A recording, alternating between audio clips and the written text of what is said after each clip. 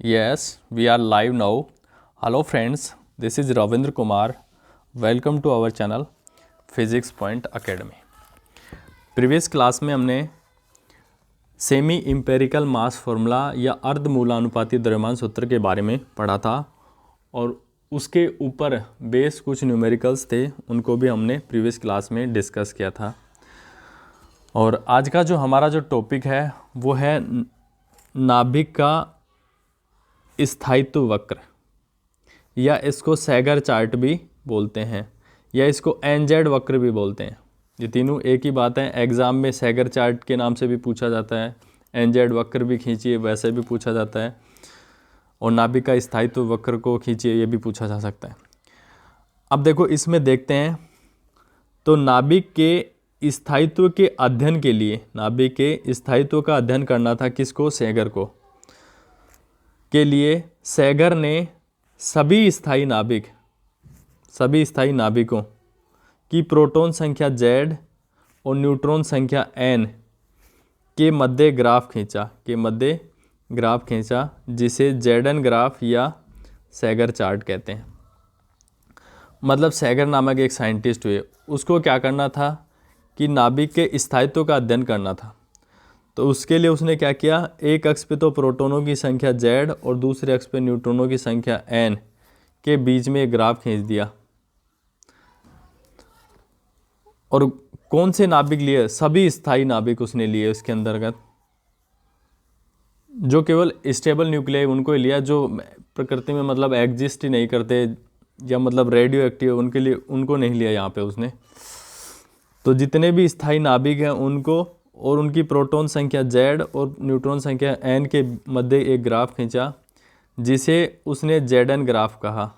और इसी ग्राफ को हमने उसके सम्मान में लास्ट में बोल दिया कि ये जो इस ग्राफ को हम सैगर चार्ट भी कहते हैं। जैसे कई बार जैसे बल का जो मात्रक है वो न्यूटन है, तो न्यूटन जो हमने मात्रक रखा है वो सर आइजैक जो न्यूटन है, जिन्होंने ग्रेविटेशन के बारे में सबसे पहले बताया, तो उनकी याद में ही उनका जो मात्रक रख दिया गया है। जैसे दाब का मात्रक पास्कल होता है, पास्कल भी एक साइंटिस्ट का नाम है।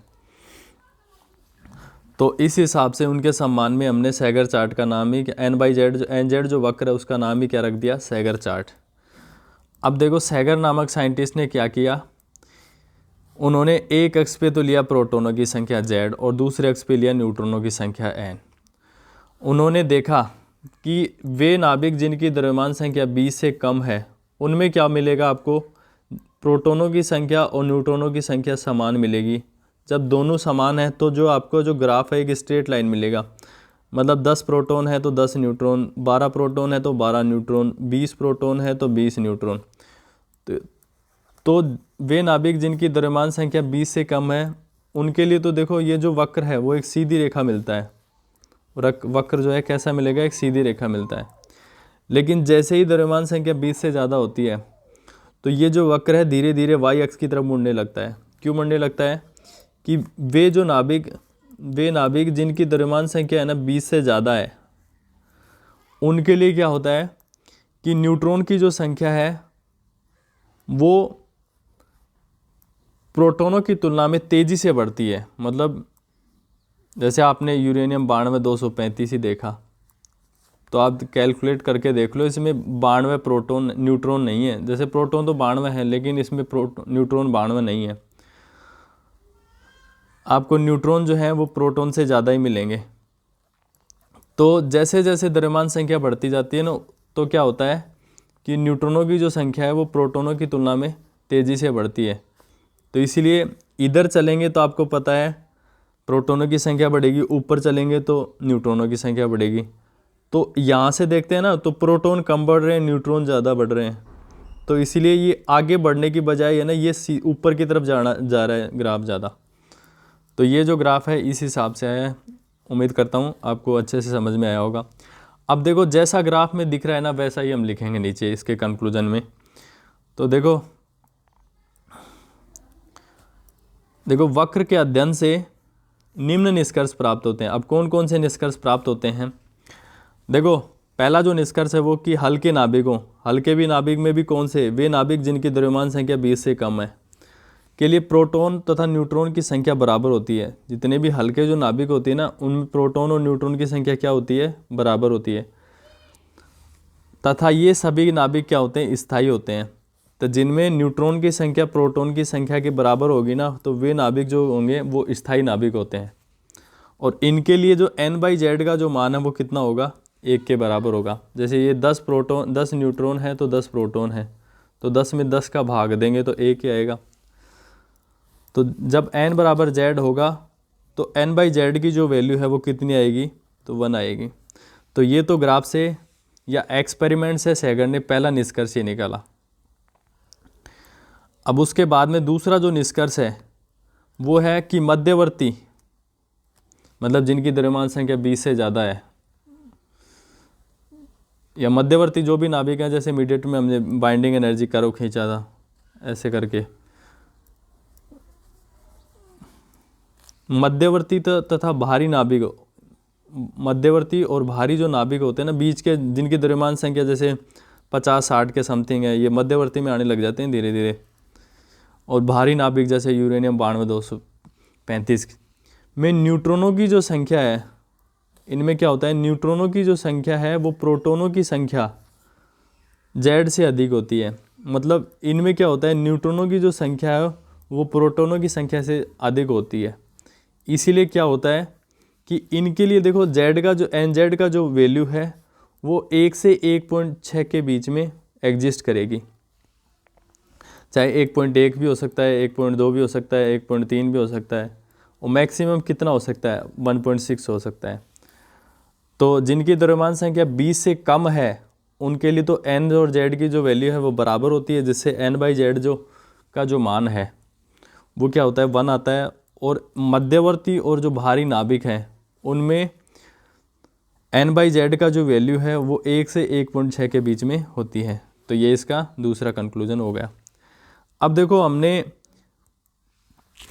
जब बाइंडिंग एनर्जी कर्व पढ़ा था हमने, तो उसमें ऐसे ऐसे पीक आके फिर एक ऐसा वक्र आता था। इसमें बाइंडिंग एनर्जी पर न्यूक्लियन लिया था हमने, इधर द्रव्यमान संख्या को लिया था, मास नंबर को लिया था। तो देखो, जब हम जो ये जो कर्व है इसके कंक्लूजन पढ़ रहे थे, तो हमने एक वहाँ पे बोला था कि वे नाभिक जिनमें प्रोटॉन की संख्या भी सम होती है और न्यूट्रॉन की संख्या भी सम होती है और प्रोटॉन की संख्या भी सम होती है, तो वे नाभिक क्या होते हैं, सर्वाधिक स्थायी होते हैं। और जिनमें ये विषम होती हैं, ये केस उल्टा हो जाता है, तो वे नाभिक क्या होते हैं, सर्वाधिक अस्थायी होते हैं।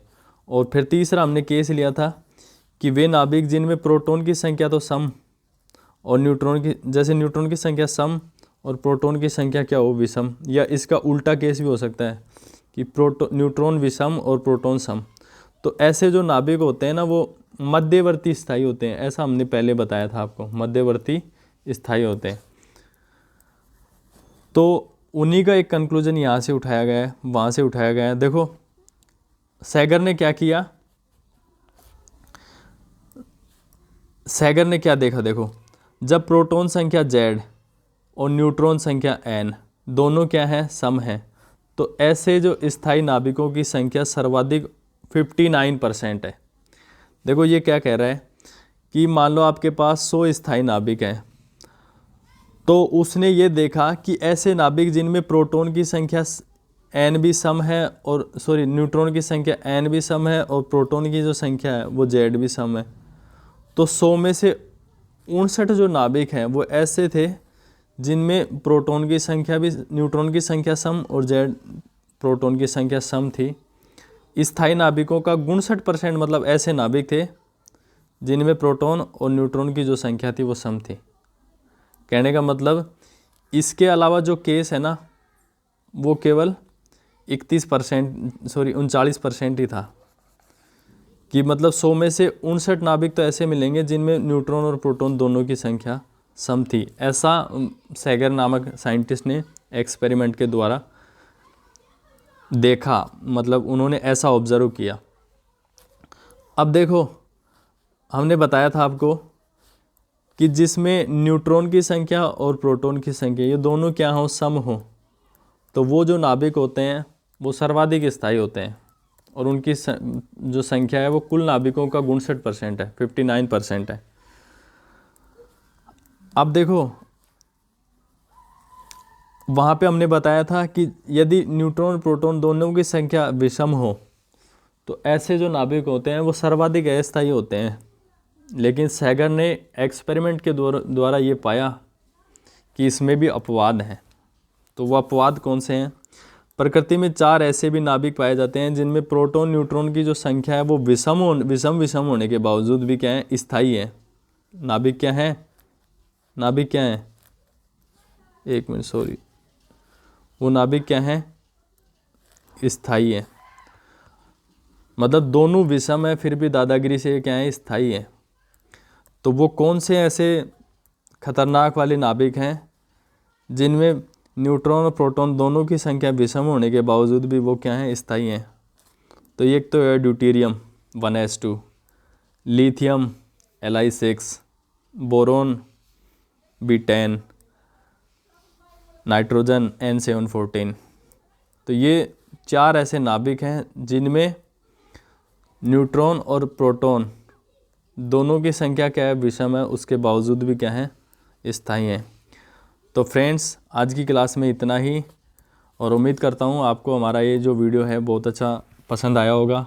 तो फ्रेंड्स आपसे एक रिक्वेस्ट है कि देखो आपके लिए इतनी मेहनत करते हैं तो सब्सक्राइब तो बनता है, और